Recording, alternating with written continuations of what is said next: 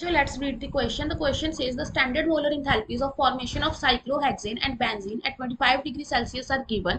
The standard enthalpy of hydrogenation of cyclohexane at 25 degrees Celsius is. Use this data to estimate the magnitude of resonance energy of benzene. So यहाँ पे हमें standard molar enthalpies of formation of cyclohexane और benzene जो है वो हमें given है और हमें जो है standard enthalpy of hydrogenation of cyclohexane भी given है. We have to calculate the resonance energy of benzene. So यहाँ पे जो key concept हमें चाहिए that is resonance energy. So क्या होता है हमारे पास, सपोज कर लेते हैं कि हमारे पास सबसे पहले ये मॉलिक्यूल था और ये हमारे पास इसकी हाइड्रोजनेशन हो गई और इसके लिए हमारे पास ये बन गया. सो यहाँ पे हमारे पास जो एनर्जी रिक्वायर्ड है लेटर से that is X. Okay, to break one bond. Similarly अगर हमारे पास दो मॉलिक्यूल्स होंगे, इस तरह दो डबल बॉन्ड होंगे और इसको करना है तो यहाँ पे हमें 2x लगेगी. Similarly if we have a benzene like molecule, तो यहाँ पे हमें जो एनर्जी लगेगी वो 3x लगेगी.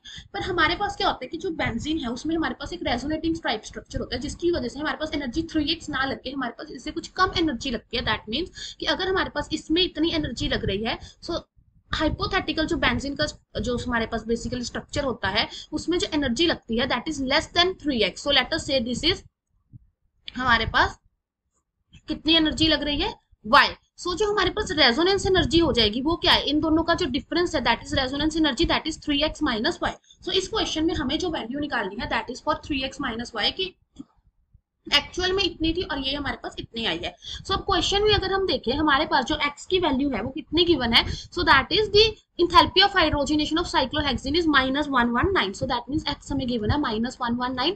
that means अगर हमें x गिवन है तो 3x कितना हो जाएगा, 3 into -119 that is -357 kilojoule per mole. अब हमें क्या निकालना है, सिंपली y की वैल्यू निकालनी है. सो अगर हमें y की वैल्यू चाहिए सो y क्या हो जाएगा, देखो ये हमारे पास क्या है, बेसिकली इंथैल्पी ऑफ हाइड्रोजनेशन है of benzene. So that means enthalpy of hydrogenation of benzene का मतलब है कि अगर ये हमारे पास बेंजीन है, इसकी हाइड्रोजनेशन हो गई तो हमारे पास ये बना है.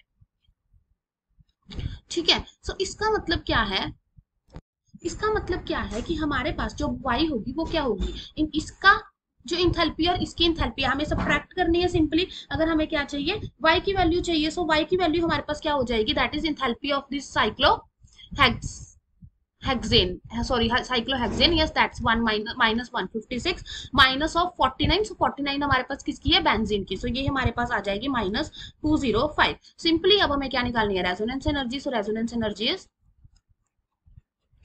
it is 3x minus y that means -357 minus of -205. so ये हमारे पास आ गई -152 किलो जूल पर मोल.